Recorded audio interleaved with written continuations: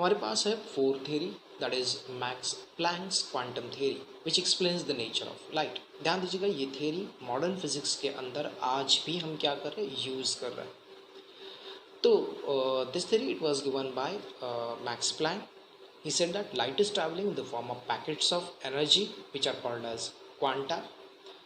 This theory it explains the basic fundamental properties like black body radiation को explain कर सकता है और photoelectric effect को कॉम्पटन इफेक्ट, रमन इफेक्ट को भी क्या करता है, ये थ्योरी एक्सप्लेन करता है, जो कि पहले और कोई थ्योरी इसे एक्सप्लेन नहीं कर पा रहा था। That means this theory it is able to explain some of the basic properties of light considering light as packet of energy, that is quanta. This theory it was supported by Einstein also, and Max Planck को जो है वो इस theory के लिए Nobel prize भी मिला था। उन्होंने क्वांटा की डिस्कवरी जो की थी उसके लिए उनको क्या मिला था, नोबेल प्राइज़ भी मिला था। सो ये जो कुछ बेसिक पॉइंट है वो हम यहाँ पे डिस्कस करने वाले हैं इस थ्योरी के अंदर। एक बेसिक क्वेश्चन आता है यहाँ पे कि न्यूटन ने भी ऑलमोस्ट ऐसा ही कंसेप्ट दिया था कॉर्पस्कल से रिलेटेड, जो कि हम अपने सिलेबस में पढ़ चुके हैं, एंड प्लैंक भी तो ऑलमोस्ट वही कंसेप्ट दे रहे हैं। तो what is the major difference between them? Newton के कंसेप्ट के अंदर लाइट को कंसिडर किया था पार्टिकल, और उस पार्टिकल को मास था, नो मैटर नेग्लिजिबल मास है, लेकिन उन्होंने कंसिडर किया था that corpuscle is having some kind of mass. While the main difference in this theory, or you can say what is the major distinguishing characteristic of this theory, is that light को उन्होंने consider किया है, Planck ने consider किया हुआ है packet of energy, जिस packet के अंदर सिर्फ एनर्जी है, मैटर नहीं है। ठीक है, तो this theory it explains the totally nature, different nature of light, which explain that light is travelling in the form of packets of energy called as photon. भाई ये फोटॉन क्या होता है, इसके बारे में हम अभी डिस्कस कर लेते हैं। ठीक है, सबसे पहले इस थ्योरी के कुछ इंपॉर्टेंट पॉइंट्स मैं आपके सामने रख देता हूँ, उसके बाद हम क्या करेंगे, फोटॉन के बारे में डिस्कस करेंगे।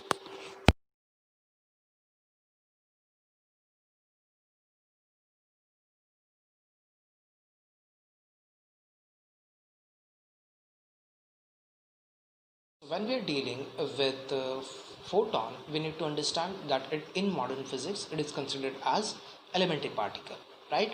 तो एलिमेंट्री पार्टिकल बोलते तो हमारे दिमाग में सबसे पहले कौन आता है, न्यूट्रॉन आ जाता है या फिर प्रोटॉन आ जाता है। जनरली आपको पता है कि ये न्यूक्लियस के अंदर होता है और इनको हमने क्या ट्रीट किया हुआ है, एलिमेंट्री पार्टिकल्स बोला हुआ है। तो फोटॉन को भी मॉडर्न फिजिक्स में क्या किया गया है, it is treated as elementary particles, but the major difference is बाकी सभी पार्टिकल्स को हमने मास दिया हुआ है, बट फोटॉन को मास नहीं है, it has zero mass, it is massless, but it has some energy. Energy of photon is given by E is equal to capital E is equal to H into new.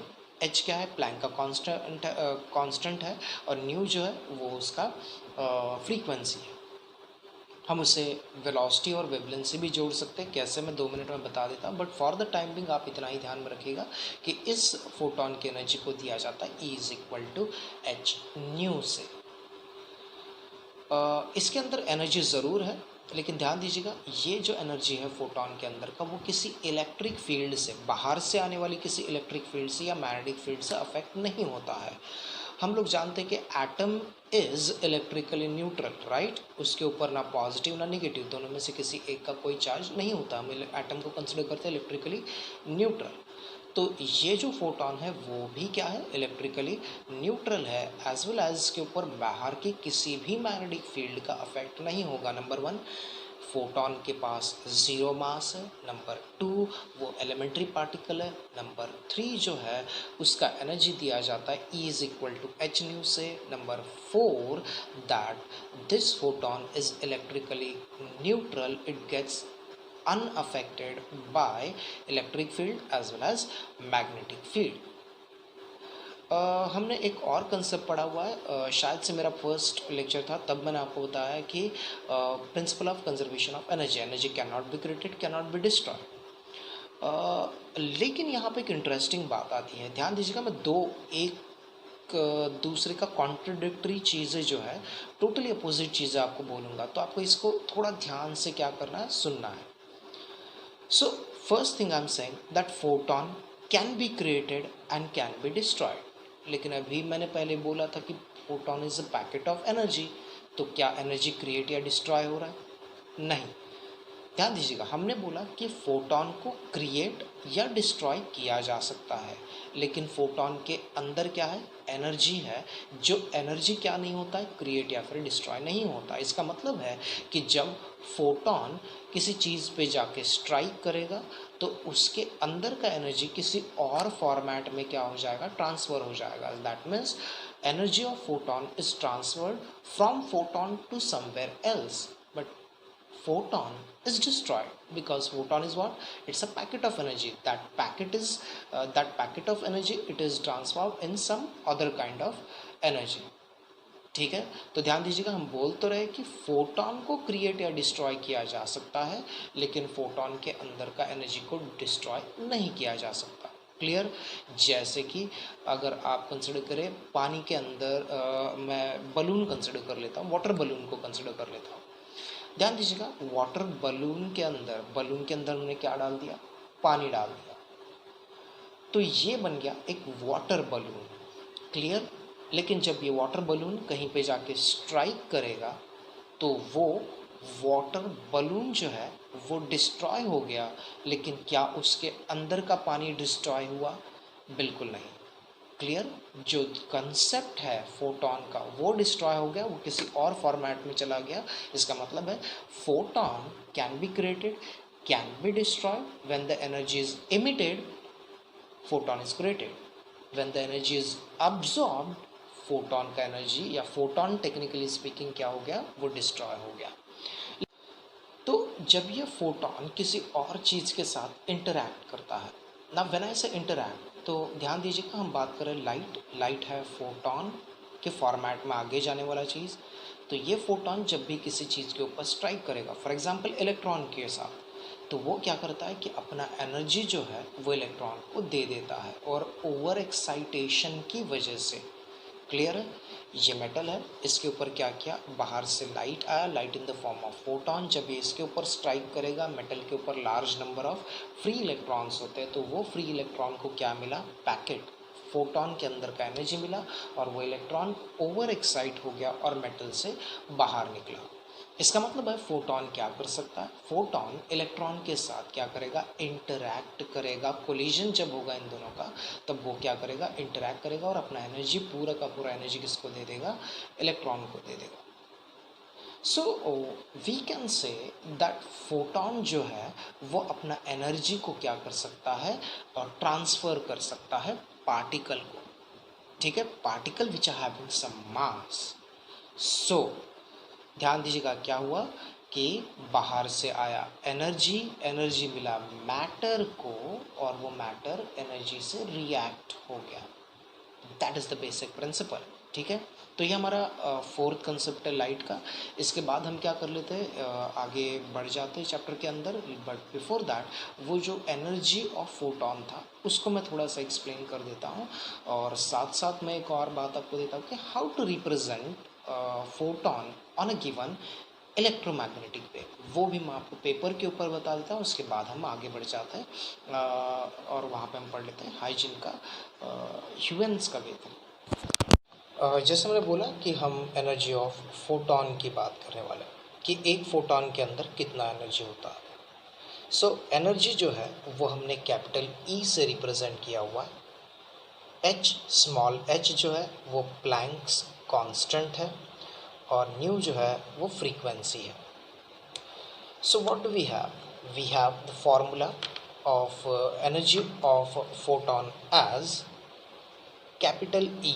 ध्यान दीजिएगा, E is equal to क्या रहेगा, E is equal to H into new.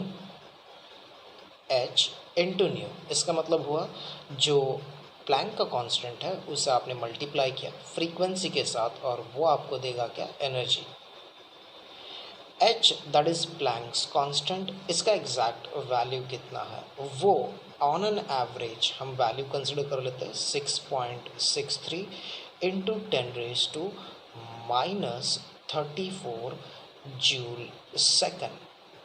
ठीक है, 6.63 into 10⁻⁻34 joule second, ये हमने क्या किया हुआ है, प्लैंक के कांस्टेंट का वैल्यू कंसिडर किया हुआ है। एक्चुअली ये वैल्यू 6.62 और आगे बहुत सारे नंबर्स आते हैं, बट हम उसको क्या कर लेते हैं, समराइज करके 6.63 कंसिडर कर लेते हैं। फ्रीक्वेंसी, जैसे मैंने बोला था, ये जो फ्रीक्वेंसी है उसका क्या कंसेप्ट है मैं आपको बता देता हूँ। सबसे पहले हम क्या कर लेते हैं, हम 11th के कंसेप्ट के बारे में सोच लेते हैं। हमने पिछले साल एक बात स्टडी किया था, कौन सा भाई, कि हमने स्टडी किया था कि जो वेलोसिटी है किसी भी चीज़ का, वेलोसिटी जो है वो वेवलेंथ और फ्रीक्वेंसी के साथ कैसे रिलेट करेगा। तो हमने देखा कि वेलोसिटी जो है वो वेवलेंथ इनटू फ्रीक्वेंसी है। फॉर्मूला क्या है, v is equal to, wavelength को हमने लैम्बडा से रिप्रेजेंट किया था और फ्रीक्वेंसी को आपने बहुत सारे और सिम्बॉल्स दिया था, जैसे f यूज़ किया था हमने, n यूज़ किया था, लेकिन हमें यूज़ करना है न्यू को, तो मैंने यहाँ पे न्यू कंसेप्ट यूज़ कर लिया। तो क्रॉस मल्टीप्लाई कर लेते हैं, nu is equal to what, velocity divide by wavelength. ध्यान दीजिएगा, न्यू इज इक्वल टू, ये वेलोसिटी जो है वो उसको डिवाइड कर दिया हमने वेवलेंथ से। अब ये कंसेप्ट जो है मैं ऊपर ले जाता हूँ, समझा आपको, ये जो फ्रीक्वेंसी है, ये फ्रीक्वेंसी जो क्रॉस मल्टीप्लाई हो रहा है मैं ऊपर ले जाता हूँ, तो आपका फार्मूला जो है वो वेवलेंथ की जगह, सॉरी, फ्रीक्वेंसी की जगह मैं क्या यूज़ कर रहा हूँ, देखिएगा, E is equal to what, E energy है, H की जगह क्या रहेगा, H ही रहेगा, लेकिन ये जो फ्रीक्वेंसी है मैंने क्या किया था, क्रॉस मल्टीप्लाई किया तो वो हो जाएगा v divided by lambda.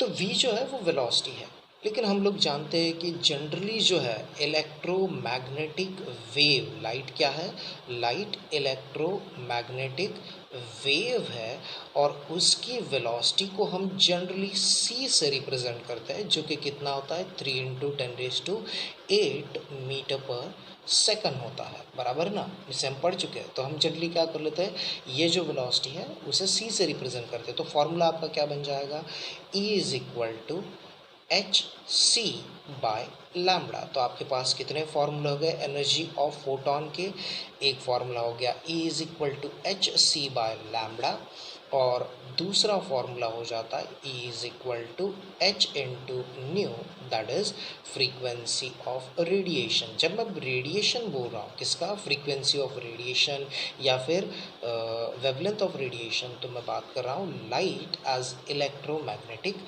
Wave का। तो ये जो है ये एनर्जी ऑफ फोटोन के बारे में है। वैसे मैंने बोला था कि फोटोन को रिप्रेजेंट कैसे किया जाएगा जब आप लाइट को फोटोन की तरह ट्रीट कर रहे हो। तो ध्यान दीजिएगा हमने क्या किया हुआ, हमने अब तक स्टडी किया लाइट जो है वो कैसे ट्रैवल कर रहा है इन the form of electromagnetic wave, बराबर है।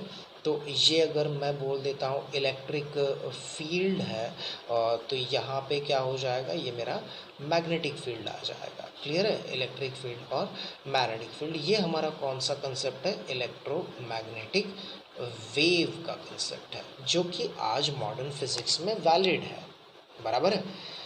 So what about photon, photon को कैसे रिप्रेजेंट करेंगे, तो ध्यान दीजिएगा मैं फोटोन को कैसे रिप्रेजेंट कर रहा हूँ, देखिएगा।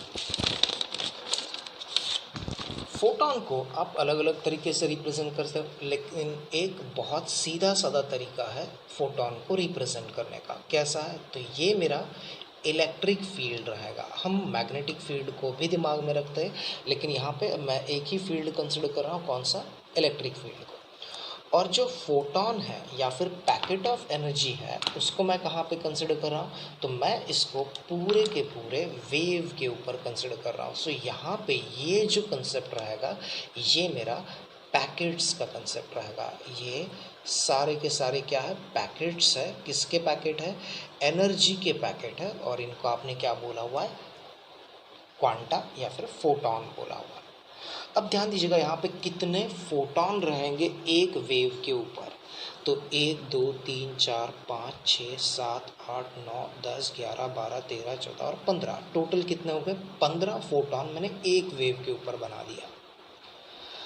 अगर बाई चांस मेरे पास एक फोटॉन का एनर्जी कितना है, h इंटू न्यू है, तो ऐसे कितने हो गए मेरे पास, n, कितने, n, और यहाँ पे n की वैल्यू कितना हो जाएगी, 15।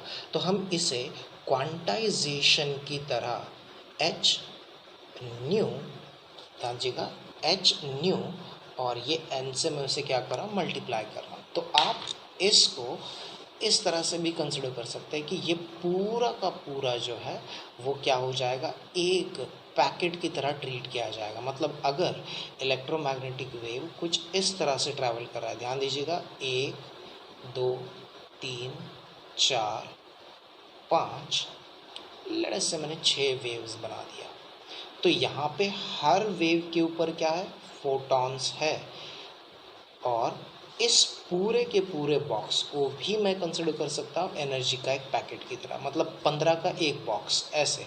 तो आपका ये एक बॉक्स हो जाएगा, ये दूसरा बॉक्स हो जाएगा। ये लाइट कैसे जा रहा है, इलेक्ट्रोमैग्नेटिक वेव में ही जा रहा है, लेकिन आपने कंसिडर क्या किया, अब ये जो बन गया, ये बन गया आपका एक पूरा पूरा पैकेट एनर्जी का, फिर ये दूसरा पैकेट, फिर ये तीसरा पैकेट।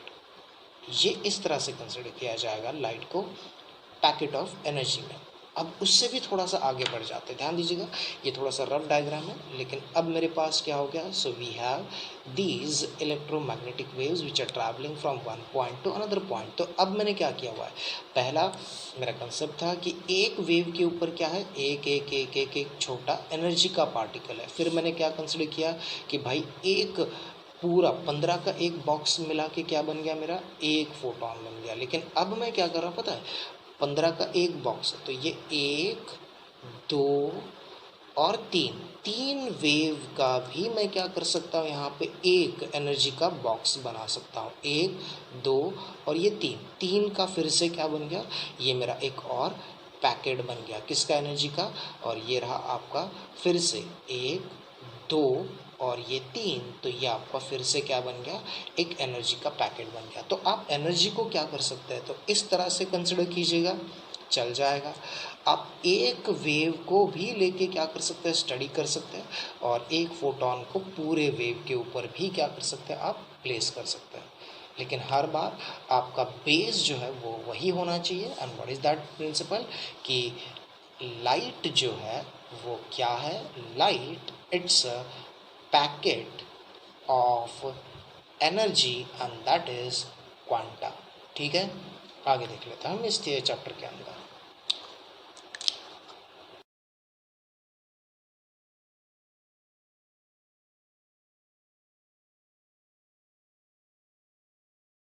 वेव फ्रंट की डेफिनेशन पहले समझ लेते हैं। वेव फ्रंट की डेफिनेशन मैंने यहाँ पे लिखा है, it is the locus of all the points of the medium to which waves reaches simultaneously, so that all points of medium are in same phase। मैं चाहता हूँ कि ये डेफिनेशन आप लोग अभी के अभी याद कर लें, ये इजीली याद हो जाएगा।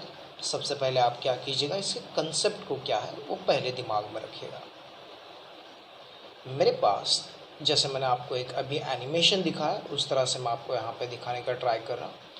ये जो है एग्जैक्टली सेंटर में ये मेरा क्या रहेगा, ये मेरा सोर्स रहेगा, किसका, सोर्स ऑफ लाइट रहेगा।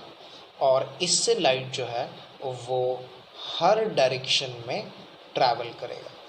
ठीक है, it's a source of light. आप कोई भी दिमाग में रखिएगा, आप सन को कंसिडर कर सकते हैं, जैसे मैंने अभी जो ब्लास्ट दिखाया था एक फायर क्रैकर का, आप उससे भी कंसिडर कर सकते हैं।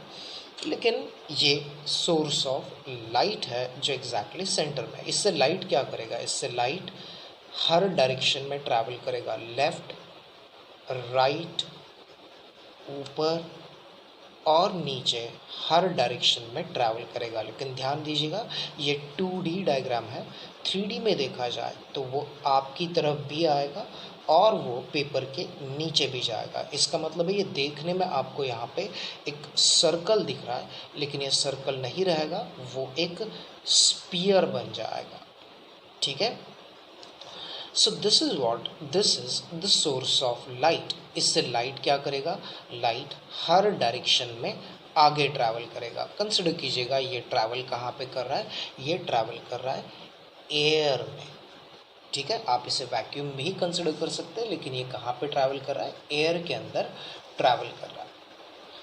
अब यहाँ से लाइट निकला और वो 1 सेकंड के बाद यहाँ पे पहुँचा हुआ है, ठीक है।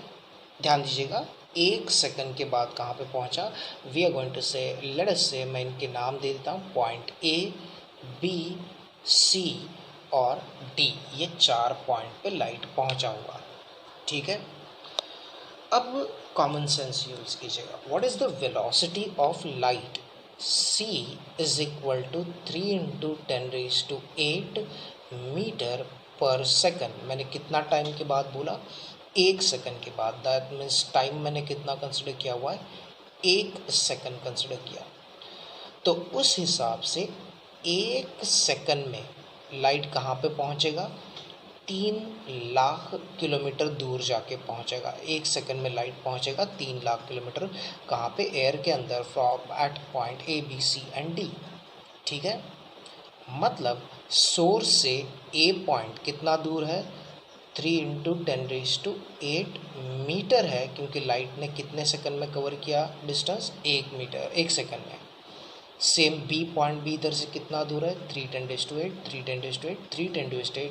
That means each and every point is situated at a distance of 3 × 10⁸ metre from the source of light. Got it. तो वेव फ्रंट क्या है, वेव फ्रंट उन सभी पॉइंट्स का कलेक्शन है, ए, बी, सी, डी, जितने भी पॉइंट्स आएंगे उन सभी पॉइंट्स का क्या है, ये कलेक्शन है, ठीक है। लोकस का मतलब क्या हुआ, कलेक्शन, ठीक है। Locus of all points of medium, कहाँ पे पहुंचा हुआ है लाइट, एयर में पहुंचा हुआ है। वैक्यूम है तो आप वैक्यूम के भी इमेजिनरी पॉइंट्स कंसिडर कर सकते हैं। तो these are the imaginary points जहाँ पे लाइट क्या हो चुका है, पहुँच चुका है। The locus collection of all the points of the medium to which waves reaches simultaneously. तो वेव फ्रंट उन सभी पॉइंट्स का क्या है, कलेक्शन है, जहाँ पे लाइट क्या हो चुका है, पहुँच चुका है।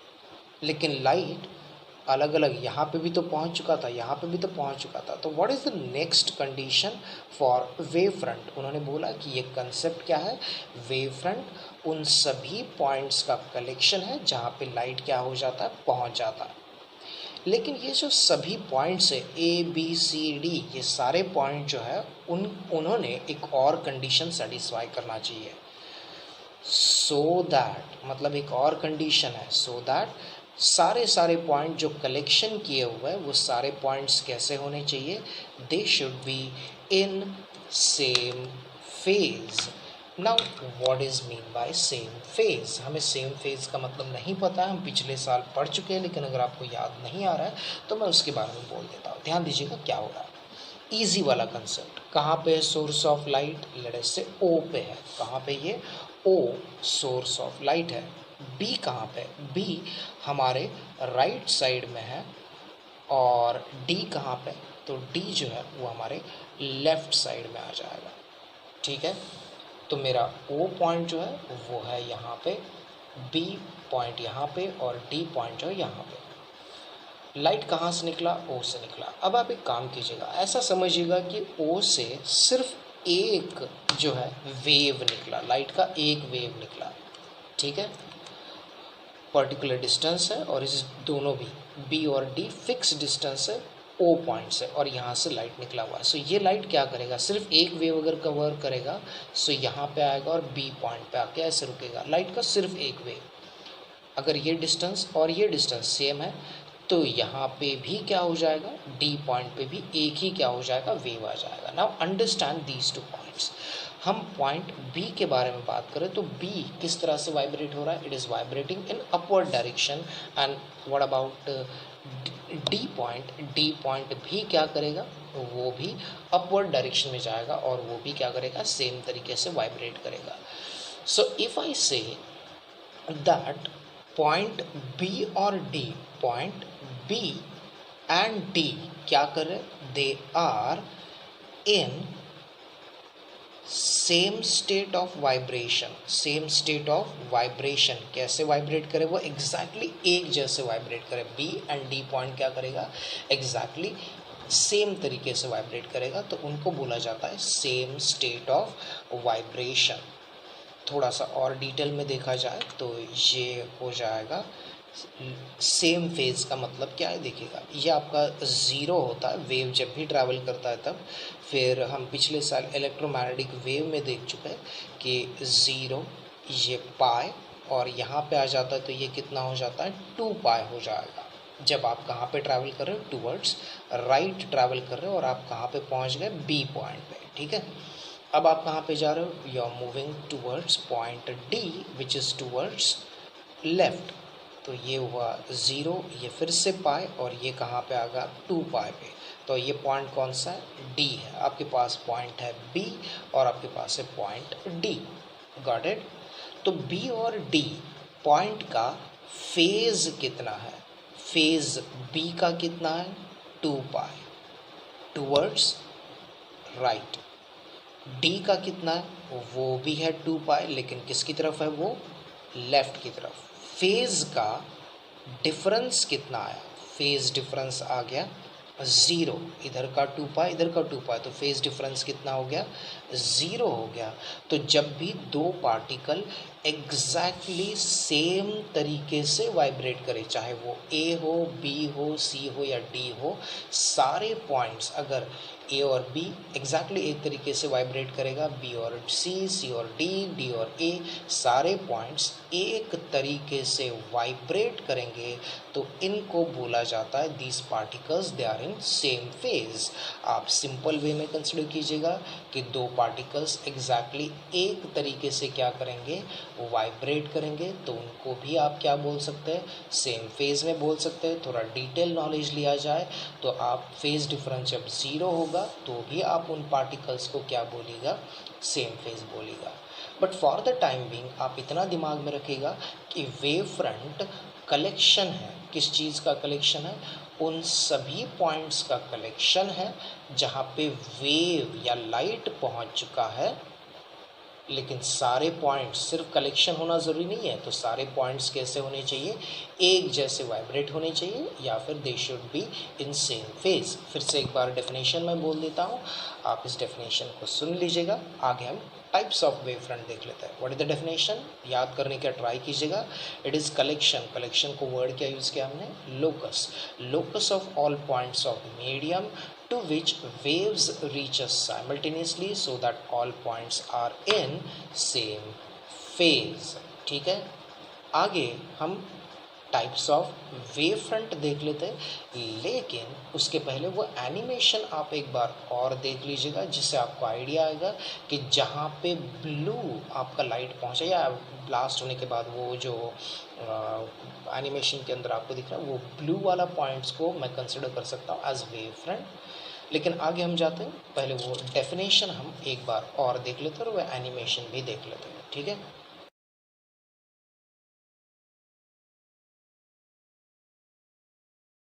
आगे टाइप्स ऑफ वेव फ्रंट देख लेते हैं। कितने टाइप्स है वेव फ्रंट के, so we have 3 types of wave front. First is spherical wave front, दूसरा जो रहेगा वो सिलेंड्रिकल वेव फ्रंट रहेगा, और तीसरा जो रहेगा वो प्लेन वेव फ्रंट रहेगा। दैट मीन्स हमारे पास हमारे सिलेबस में कितने टाइप्स है, 3 टाइप्स है। 3 में से पहला जो है वो है स्पेरिकल वेव फ्रंट। आपको आइडिया आ गया होगा थोड़ा सा, क्योंकि हम इसको थोड़ी 2 मिनट पहले डिस्कस कर चुके हैं। तो ये जो है आपका वो सोर्स ऑफ लाइट रहेगा। ठीक है, ये कैसा सोर्स है, it's a very small source of light. अब आप बोलेंगे स्मॉल मतलब कितना स्मॉल, तो आप किसी भी तरीके से आप किसी भी स्केल के ऊपर कंसिडर कर सकते हैं। अगर आप स्पेस का साइज़ देखें तो स्पेस के साइज़ को अगर मैं दिमाग में रखें तो सन तो जो है वो उसके हिसाब से पॉइंट ही बन जाएगा। लेकिन आप फॉर द टाइम बिंग ध्यान रखिएगा कि कोई भी जो छोटा सा सोर्स ऑफ लाइट रहेगा उसे आप बोलेंगे पॉइंट सोर्स ऑफ लाइट। तो इस पॉइंट सोर्स ऑफ लाइट से लाइट क्या करेगा, it will travel in each and every direction. तो दिखने में ये आपको 2D में कैसा दिखेगा, सर्कल दिखेगा। बट आप लोग जानते हैं कि लाइट आगे भी ट्रैवल करेगा और पीछे भी ट्रैवल करेगा। So if light is travelling in both direction, left right her direction में अगर लाइट ट्रैवल करेगा तो ये क्या बन जाएगा, ये एक स्फीयर बन जाएगा। ठीक है, तो अगर कोई पॉइंट सोर्स है उससे लाइट हर डायरेक्शन में ट्रैवल हो तो उससे जो मिलेगा वो रहेगा स्पेरिकल वेव फ्रंट। फिर से एक बार, पॉइंट सोर्स से फाइनाइट डिस्टेंस पे अगर आप सारे पॉइंट्स को कलेक्ट करते हो जहाँ पे लाइट पहुँच चुका है तो उससे बनेगा spherical wave front. One more time, if you collect all the points of the medium to which wave reaches simultaneously from point source at finite distance, then all these points are going to give you a spherical structure, and that spherical structure is called as spherical wavefront. Now same thing happens in case of cylindrical wavefront. Now ध्यान दीजिएगा, ये जो मैंने green में mark किया हुआ है वो आपका सोर्स ऑफ लाइट है जिससे लाइट क्या करेगा, बाहर निकलेगा। आप ट्यूब लाइट भी कंसिडर कर सकते हैं, लेकिन ये सोर्स जो है वो पॉइंट सोर्स नहीं है, वो एक लाइन में जा रहा है, तो इस सोर्स को बोला जाता है linear source of light. Source कैसा रहेगा, लीनियर सोर्स ऑफ लाइट रहेगा। और इससे लाइट किधर जाएगा, इससे लाइट लेफ़्ट राइट आगे पीछे हर डायरेक्शन में जाएगा। तो जो डिस्टेंस कवर करेगा लेफ़्ट और राइट में वो इक्वल रहेगा, बराबर है। आगे पीछे जो डिस्टेंस रहेगा वो भी सेम रहेगा, क्योंकि आप एक ही मीडियम में हो और लाइट का वेलोसिटी जिस मीडियम में आप ट्रैवल करते हो वहाँ पे वो चेंज नहीं होता। तो क्या हो गया, तो लेफ़्ट राइट आगे पीछे हर डायरेक्शन में क्या किया हुआ है, लाइट ट्रैवल किया from a source of light, and that source of light is linear source of light. तो उससे जो शेप मिलेगा वो एक सिलेंडर की तरह रहेगा। तो जो वेव फ्रंट आपको मिलेगा वो रहेगा cylindrical wave front. One more time I am going to repeat, if you collect all the points from a linear source at finite distance in a given medium, then it will be a kind of cylinder, and that type of wavefront is called as cylindrical wavefront. Next अपने पास है plane wave front. ठीक है, plane wave front के पहले मैं काम कर लेता हूँ, फिर से ऊपर ये जो स्पेरिकल वेव फ्रंट है उसके पास आ जाता है। इस स्पेरिकल वेव फ्रंट को ध्यान में रखेगा। स्पेरिकल वेव फ्रंट जो है वो बना हुआ है पॉइंट सोर्स ऑफ लाइट और कहाँ पे, फाइनाइट डिस्टेंस पे। आप इसका एक छोटा सा टुकड़ा कंसिडर कीजिएगा। कंसिडर ये इतना सा पार्ट है, उसे आप कंसिडर कीजिएगा। लाइट तो हमेशा क्या कर रहा है, आगे का डायरेक्शन में जाएगा, तो ये स्पीयर का रेडियस जो है वो धीरे धीरे धीरे क्या हो जाएगा, इंक्रीज़ हो जाएगा। दैट मीन्स ये जो रेडियस है वो क्या हो जाएगा, इंक्रीज़ होगा, स्पीयर का साइज़ बढ़ते जाएगा। तो स्पीयर का साइज़ बढ़ते जाएगा। लाइट कहाँ से निकला हुआ है, पॉइंट सोर्स से निकला हुआ है, from point source of light. ये जो सेंटर में है वो है पॉइंट सोर्स ऑफ लाइट। मैंने बोला एक छोटा सा टुकड़ा कंसिडर कीजिएगा, तो मैंने ए बी को कंसिडर किया हुआ है। वो ए बी, स्पीयर का रेडियस बढ़ेगा तो ए बी क्या करेगा, ए बी आगे जाएगा। ये ए बी कितना हो जाएगा, यहाँ पे लाइट और आगे चला गया तो ए बी और आगे चला जाएगा और आगे जाएगा, और वो इतना आगे चला जाएगा। ध्यान दीजिएगा, जब आप सोर्स के पास हो तो उसका जो कर्व है, यहाँ पे जो कर्व है वो ज़्यादा है, लेकिन जैसे जैसे वो आगे बढ़ रहा है उसका कर्व जो है वो थोड़ा थोड़ा कम हो जाएगा। जब वो इनफाइनाइट डिस्टेंस पे जाएगा तो वो इतना सीधा हो जाएगा कि आप उसे क्या बोलोगे, प्लेन बोलोगे। फिर से एक बार, आपका सोर्स जो है वो कैसा है, पॉइंट सोर्स ही है, उससे फाइनाइट डिस्टेंस पे क्या मिलता है आपको, स्पेरिकल वेव फ्रंट।